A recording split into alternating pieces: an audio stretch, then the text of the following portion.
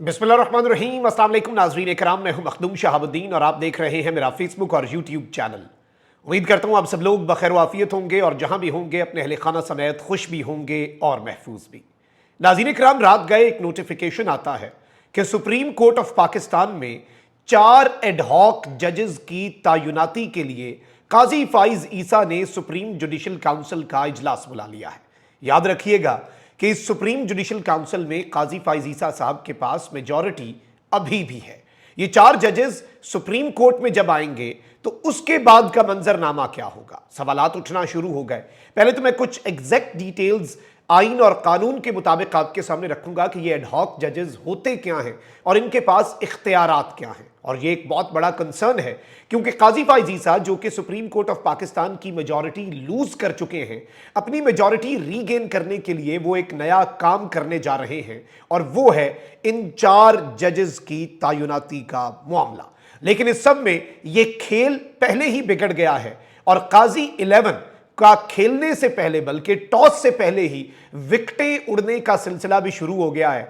क्योंकि इन 4 जजेस में से as of I record this video 2 जजेस ने काजी फाइज ईसा साहब को एक बहुत बड़ा सरप्राइज दिया। लेकिन यह एक बहुत बड़ा कंसर्न है, एक लूप होल ढूंढ लिया गया है। बहुत से लोग इसे बदला कह रहे हैं काजी फाइज ईसा साहब का, कुछ लोग इसे धोबी पटका कह रहे हैं। लेकिन वैसे इस सब के अंदर इंपॉर्टेंट चीज यह है कि पाकिस्तान तहरीके इंसाफ इस सब को किस तरह से देखेगी और उसके लिए यह सब कुछ क्या रुख इख्तियार करेगा इन द कमिंग डेज, इस नुक्ते पर भी बात कर लेते हैं। जबकि दूसरी जानिब एक और इंकशाफ आया है कि पाकिस्तान तहरीके इंसाफ अब चूंकि नशिस्तें मिल चुकी हैं, सब कुछ हो चुका है, तो क्या पाकिस्तान तहरीक इंसाफ शहबाज शरीफ के खिलाफ अदम एतमाद लाने जा रही है और इस ज़िमन में बाकी सियासी जमातें जिनके बलबूते पर यह हुकूमत टिकी हुई है उनका क्या किरदार होगा, वेरी इंपॉर्टेंट, उस पर भी बात कर लेते हैं। अगर अभी तक आपने इस वीडियो को लाइक नहीं किया तो लाइक जरूर कर लें। आपके लाइक्स और कमेंट्स हमारे लिए बहुत ज्यादा इंपॉर्टेंट हैं। साथ ही साथ जिन लोगों ने चैनल को सब्सक्राइब नहीं किया वो चैनल को सब्सक्राइब करके शुक्रिया का मौका भी दे सकते हैं।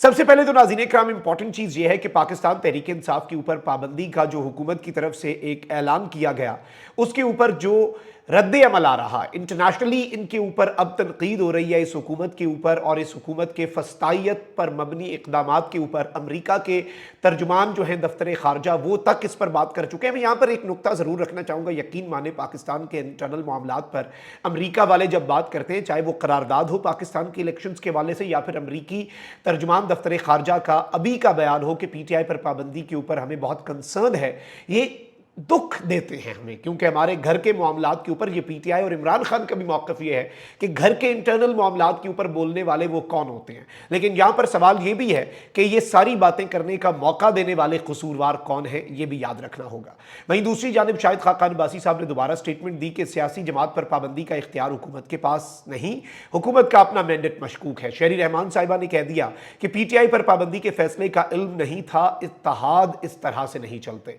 अब ये जो इन्होंने बात कही है ना कि इत्तेहाद इस तरह से नहीं चलते, तो इससे एक चीज वाज़ेह हो रही है कि ये जो इत्तेहाद है ये भी अब अच्छा खासा खतरे में है। वहीं दूसरी जानिब इंसानी हुकूक कमीशन ने कहा है कि PTI पर पाबंदी का फैसला गैर आईनी है जिसे फौरी तौर पर वापस ले लेना चाहिए। यानी कि ह्यूमन राइट्स की तंजीमें, इंटरनेशनली दीगर अहम तरीन दुनिया के ममालिक और बाकी तमाम तर सियासी जमातें, यहाँ तक कि नून लीग के अंदर से भी ये आवाज़ें उठ रही हैं। इस ज़िमन में ये बात तो हम इग्नोर नहीं कर सकते कि कल रात 2 घंटे की जो मुलाकात हुई ऐवान सदर में आसिफ अली जरदारी साहब के साथ chief of the army staff general Asim Munir साहब की,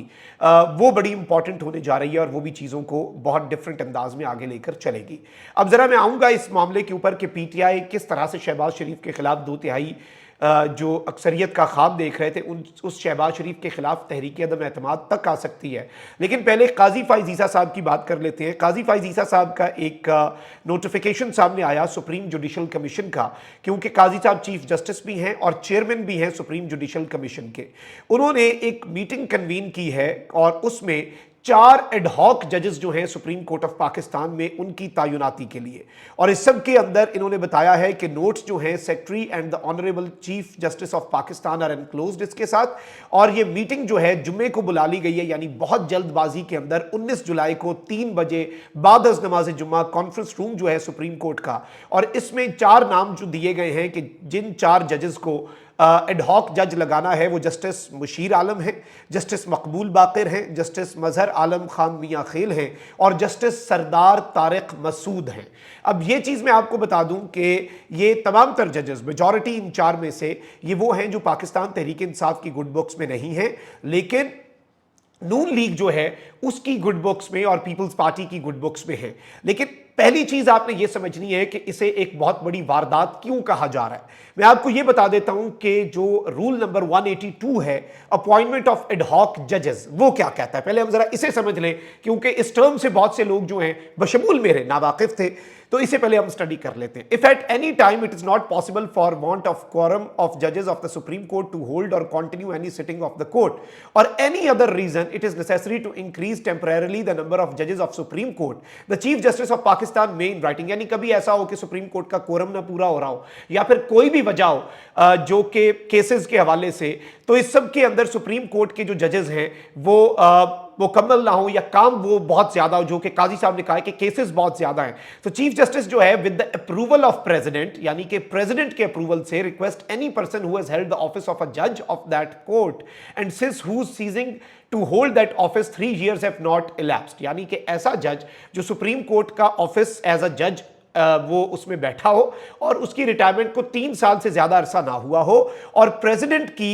अप्रूवल से और इस सब के अंदर या फिर उस मुतलका हाई कोर्ट की अप्रूवल से, अगर आपने हाई कोर्ट का कोई रिटायर्ड जज लेना है, to attend sittings of the supreme court as an ad hoc जज for such period as may be necessary, यानी किसी भी वक्त के लिए उसका टाइम फ्रेम भी आप डिसाइड कर सकते हैं। एंड वाइल सो, अब सबसे खतरनाक हिस्सा, and while so attending N ad hoc जज shall have the same power and jurisdiction as जज ऑफ द सुप्रीम कोर्ट, यानी उस दौरानिए के दौरान उसके पास वो तमाम तर ताकतें होंगी, वो तमाम तर पावर्स होंगी जो एक सुप्रीम कोर्ट के जज की हैं। अब सुप्रीम कोर्ट ऑफ पाकिस्तान के अंदर आपको पता है कि 13 रुकनी फुल कोर्ट में काजी साहब मेजॉरिटी लूज कर गए, उसके अलावा 3 नए जजेस आए, जस्टिस मुसरत लाली बीमार हैं, 17, इन 17 में भी काजी साहब के पास मेजॉरिटी जो है वो कतन नहीं है। तो इस सब के अंदर अब काजी साहब जो हैं वो ये नया काम करना चाह रहे हैं, ये नई गेम डालना चाह रहे हैं और ये गेम जो है ये बहुत